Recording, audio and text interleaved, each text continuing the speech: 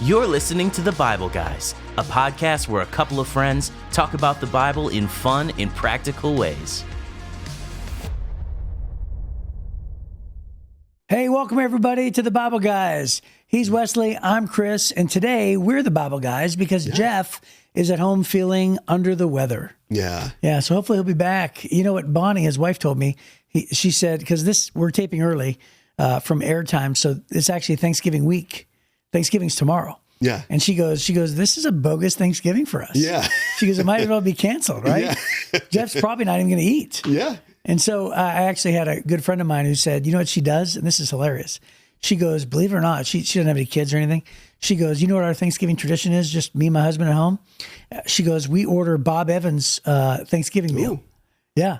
She goes, believe it or not, man. She goes, they have the best stuff that feels like it's home cooked meal. Yeah. Right. She goes, the mashed potatoes, the turkey. I was going to say the mashed potatoes and gravy. And Yeah. So she goes, believe it or not, they have an excellent Thanksgiving. Of course, this doesn't help anybody who's listening. Yeah. Because this is going to air after Thanksgiving, right? But hey, maybe for next year, if you have a bogus Thanksgiving, you too can order Bob Evans. Yeah. That's hilarious. So, all right. Well, today we're doing Christmas activities draft list. Yeah. And Desiree wants us to do rock, paper, scissors to find out who goes first. Yeah. And then to draft 5 of our favorite activities. And we can't choose the same ones. Yeah. Around Christmas time. Okay. This is even though it's Thanksgiving, this is a Christmas time draft. Yeah. You ready? Yeah, I'm ready. 1, 2, 3, shoot. Ready? All right. 1, 2, 3, shoot. Oh, I win. Rock, smashes, scissors. Yeah. So my first thing is I'm going to have to go with, I'm going to do something non-spiritual here. I'm going to say one of our favorite Christmas traditions is to buy pajamas. Oh, yeah. And we all take pictures in the same pajamas. And this year we're actually flying down to Florida to be with my daughter in Florida. Yeah. And on Christmas Day, we're flying. And so we all bought pajamas to be together down there. Oh, that's awesome. Yeah. Really cool. That's pretty good. All right. Okay. So you, next. No. Yeah. Oh, I'm just going to go. Okay. Yeah. It was just to see who goes first. Okay. I would probably say the last few years, we've had this tradition where we go ice skating at, Campus Martius. Nice. In downtown Detroit. In downtown Detroit. So either like that, what is that, the 23rd or something like that. So right before we'll go down there. My daughter loves it. Last year, we didn't go to Campus Martius, but I actually put skates on. Wow. Good for you. Yeah. Haven't skated since I was like 10. Wow. Well, you're a brave man. I did not fall. I want to say that because I held on to the rail. Okay. All right. So I would say my second tradition would have to be I enjoy, biblically, the wise men were not a part of the nativity scene. Yeah. Right? Did you know that? I don't know if anybody else knew that. They showed up a little later. They showed up a couple years later. Yeah. So probably when Jesus was 2. Yeah. Right? And by the way, there probably was not only 3 of them. Yeah. There's probably way more than that. Yeah. Right? But they say 3 because of the gifts. Of the gifts. So that someone made an assumption. Right. So anyway, what we do is we take our nativity scene under the tree and we take our wise men and we actually place them on the other end of the house. Okay. And as December counts down, you bring it closer. We take turns to move them closer, like they're journeying toward the. It's kind of cool. Yeah, we do that. We don't do it every year, but we do. When we do it, I love it. Yeah, no, that's awesome. Yeah. I would say my second one is we've got this cookie tradition we do on Christmas Eve, where my daughter and I will make cookies, and they're like. We've got all kind of junk and they're like marshmallows on top and sprinkles and like you name it. It tastes horrible, but it's just a tradition that we have. But it looks good. Yeah. Okay. My other tradition, so we're on our third one. Yeah. Is so growing up, we always did Italian traditions because my mom's all Italian. My dad's all German, and we don't do any German traditions. Yeah. But we do, there's a pickle called the Gherkin or whatever it is called. And actually gherkin. It's called the gherkin. Yeah. And we actually, it's supposed to be a German tradition where you hide the ornament on the tree. Okay. And because it's green, it's hard to see. Yeah. So we hide it. And then we after everybody opens their gifts, everybody leaves the room. I hide the gherkin, and then they all run in. And the first one to spot it gets an extra prize, an extra gift. Yeah. Which is cool. That's cool. Yeah. Yeah. Maybe the third one for me would be the lights. We'll Okay. like take drives and go to different areas and look at the lights. Okay. We'll like drive in Grosse Pointe, like Yeah. along the river. Nice, There were nice. the Lake St. Clair, and they have like elaborate light shows and all kind of stuff over there. So There's a couple houses that are killer. Yeah. Killer. Yeah. Okay. All right. So we have that. We're down to is this our fifth one? this would be 4. This would be I 4. think. Okay. All right. Well, then my other favorite tradition is obviously I'm going to go for the spiritual one. We read the Christmas story on Christmas Day. Yeah. Yeah. So Luke chapter 2, we do that before we open gifts. Yeah. No, that's awesome. I would say another one we have is probably breakfast on Christmas. Oh, nice. And typically I'm the cook, even though my wife is a much better cook, but I'm typically the cook on Christmas. That's your moment to shine. Yeah. That's great. Well, everyone else is kind of picking at it with a fork. Right. That's funny. Okay, last one. Okay, so I'm going to say the last Christmas tradition would be that my wife stuffs all the stockings. Okay. Yeah. And for some reason, like the foot of the stocking is like round or whatever. Sometimes what she does is she likes to make the stocking look like it's round on the foot. Yeah. And so she'll put like an orange or an apple in there. Yeah. And I think that's funny. Yeah. No, it's pretty cool. Yep. And then the last one for me, we haven't done it as much in the last couple of years, but I just love the house hopping. Oh, So yeah. on Christmas Day, like you're hitting this cousin's house, that auntie, this Yeah. So doing the house hopping. So we would do a lot. I have a big family. Yeah. So that's we do a lot awesome. of that. Well, that's really cool. Well, look at us, man. We did it. Yeah. We got through 10 draft list Christmas activities. Yeah. That's awesome. Well, hey, we're going to pick up in our series, John chapter 9, verses 1 through 12. It's only found in the book of John, and it's Jesus heals a man who was born blind. Okay, here we go. John 9, 1 through 12. John 9, 1 through 12, New Living Translation, it says, As Jesus was walking along, he saw a man who had been blind from birth. Rabbi, his disciples asked him, was this man born blind? Why was this? Why was this man born blind? Was it because of his own sins or his parents' sins? Verse 3, it was not because of his sins or his parents' sins, Jesus answered. This happened so the power of God could be seen in him. We must quickly carry out the task assigned us by the one who sent us. The night is coming, and then no one can work. But while I am here in the world, I am the light of the world. Then he spit on the ground, made mud with the saliva, and spread the mud over the blind man's eyes. He told him, go wash yourself in the pool of Siloam, which means sent. So the man went and washed and came back seeing. Verse 8. His neighbors and others who knew him as a blind beggar asked each other, Isn't this the man who used to sit and beg? Some said he is, and others said, no, he just looks like him. But the beggar kept saying, yes, I am the same one. They asked, who healed you? What happened? He told them, the man they called Jesus made mud and spread it over my eyes and told me, go to the pool of Siloam and wash yourselves. So I went and washed, and now I can see. Where is he now? They asked. I don't know, he replied. There it is. So, wow, this is a great story. Yeah. And I love how there's a very large question about this man's sins Yeah. tied to his handicap or his infirmity. Yeah. Right. Where And I'm glad that was in this scripture. Yes, me too. Yeah. Me too. So let's start with that. Yeah. Right. So it starts off with the question. The reason why I interjected when you missed the word why is because That's the big question. That's the big question. In fact, it's sort of the biggest question, isn't it? Yeah. So, people keep on wanting to know why this side of eternity. In fact, I would say through the bigger the hardship, the more people want to know. Yeah. And I've heard people over the last 3 decades as a pastor come to me and say, if I just knew why, then maybe I'd have, maybe I'd be okay. Yeah. Maybe I'd have at least some understanding. And in fact, let me just toss this in there. I remember one time my wife worked on the oncology floor for years. I might have mentioned this a couple years ago on this podcast maybe, but she worked on the oncology floor for like 15 years. And one guy was there and his wife passed away.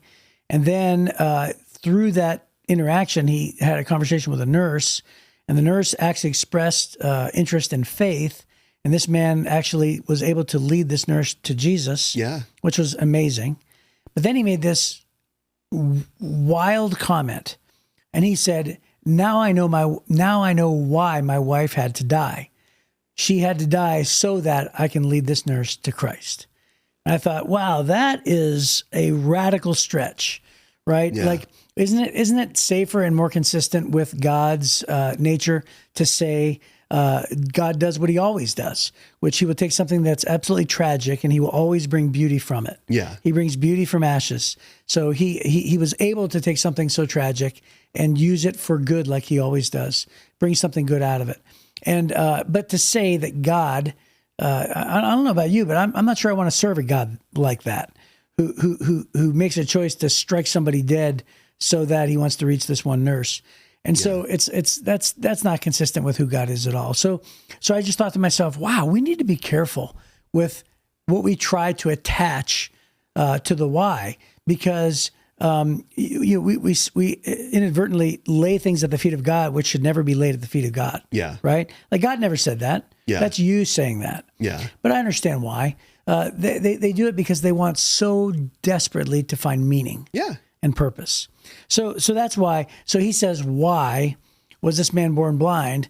And then what is it that you like about his response, Jesus' response? Well, I was going to just back up a moment, and I can think of so many situations where people are wrestling with their faith because of a condition that a family member is in. Maybe you have a baby and the baby was born with some kind of deformity. I know my daughter, she wasn't born with a deformity, but she was born premature, like super early. She was born in July and was due in September. Holy so cow. she was 2 pounds. So that was like week 28 or 9 when she was born. So super early.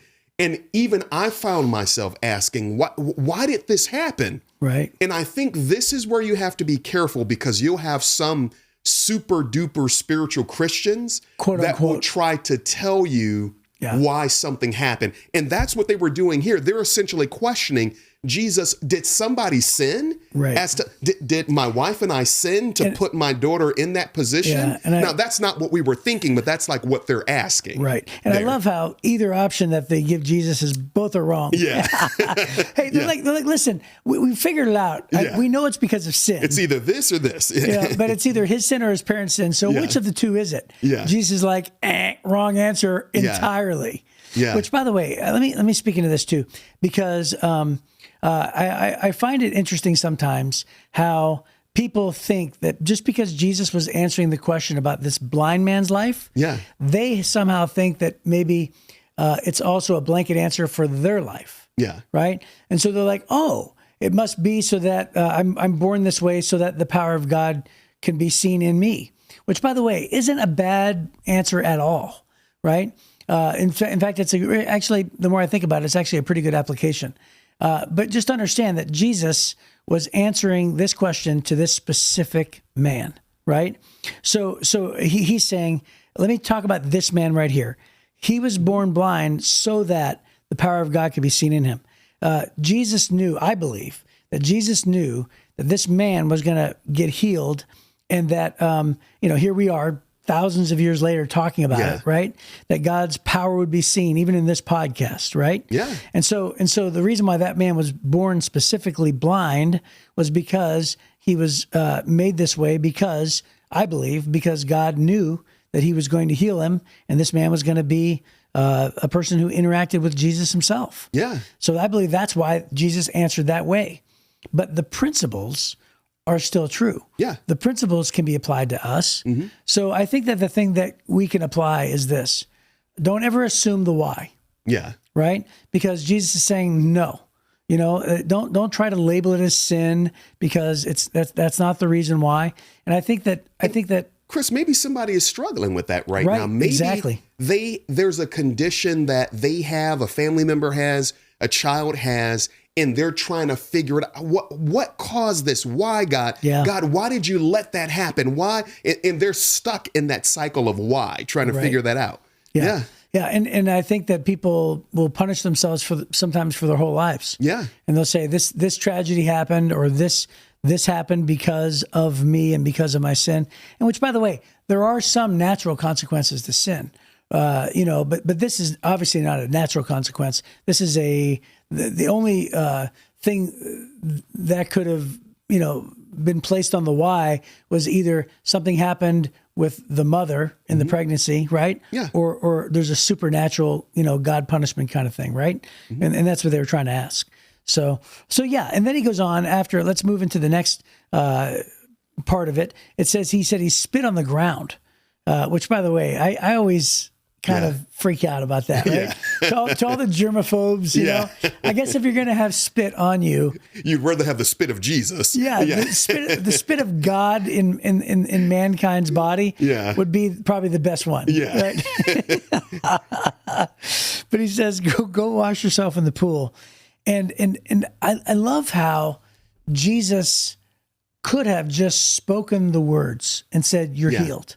Mm-hmm. He didn't even have to touch him. Yeah. He didn't have to do the mud in the eye. Right. He had the capability and the anointing to just heal him. So I just find that fascinating in and of itself. Well, remember there's other parts in the Bible where he didn't even show up. Yeah. He said, he just sent the word. Yeah. He said to the Roman centurion, your faith is the most I've seen in Israel. Go, your servant is healed. Remember? Yeah. And then the man goes home and then finds out that his servant was healed at the time that Jesus spoke. Yeah. Which means, God just can speak. Yeah. He could probably just think, right? He didn't probably even have to speak it. Yeah. Right. And so the bottom line is Jesus interacts and there's a tenderness, there's an interaction here where Jesus wants to touch this man. Imagine how many people avoided this man thinking that he's cursed by God. Yeah. Right. He's a beggar, which means he's not showered. Right. If he's a beggar, and first of all, he's a beggar in the first century. Right, where they probably only bathed once a month. Yeah. Right. And he's a beggar who, probably doesn't bathe at all. And so imagine just people not wanting to get near him, thinking he's cursed because of sin. And, this person who's an outcast, and Jesus interacts with him. Yeah. And I have to believe that that's one of the reasons why Jesus chose to interact with his hands. And then what he says is go wash. And I think there's a part of me, this could be a stretch, but there's a part of me that thinks this man has been on the receiving end of begging his whole life. Yeah. Right. So he just says, please give me something. And Jesus wants, I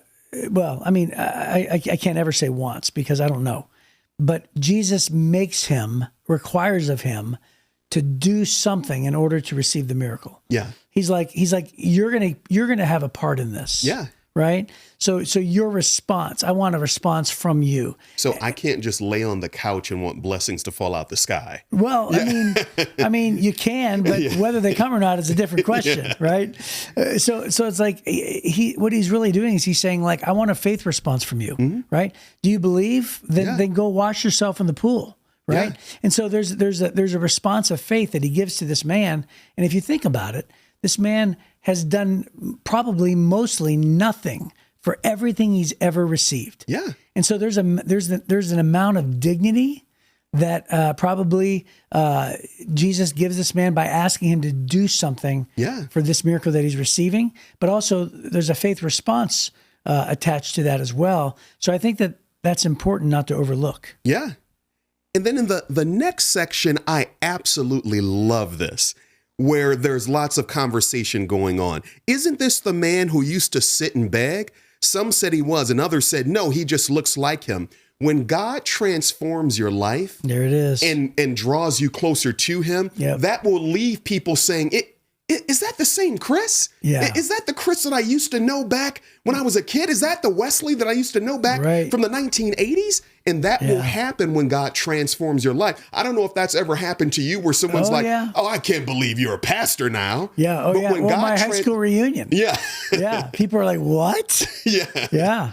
Yeah. They couldn't believe it. Yeah. Yeah. One person at my high school reunion said, well, I don't understand. Let me get this straight. So when somebody stands up and talks at your church, this is after I said I was a pastor. Yeah. They said, who speaks?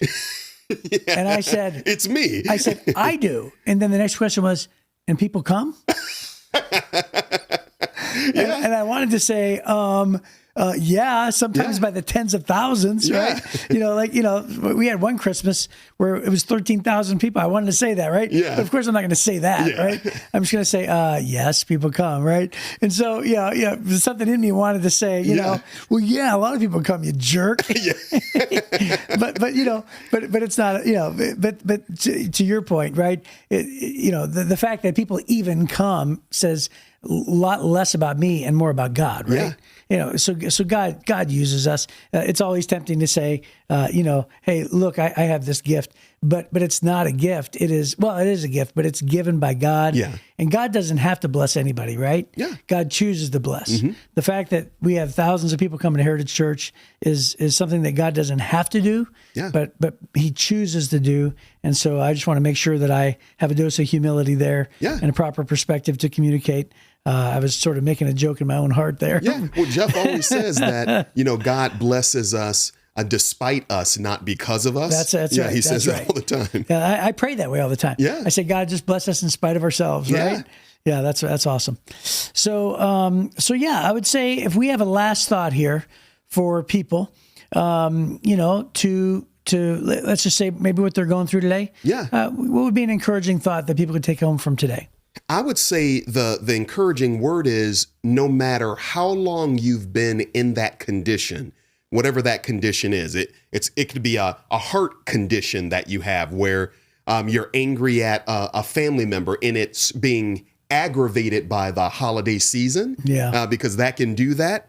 It doesn't matter how long you've had whatever it is, you can still be transformed by Jesus. That's awesome. Doesn't matter who you are, where you come from. Jesus can break through that stubborn thing that has stuck with you for years. That's awesome.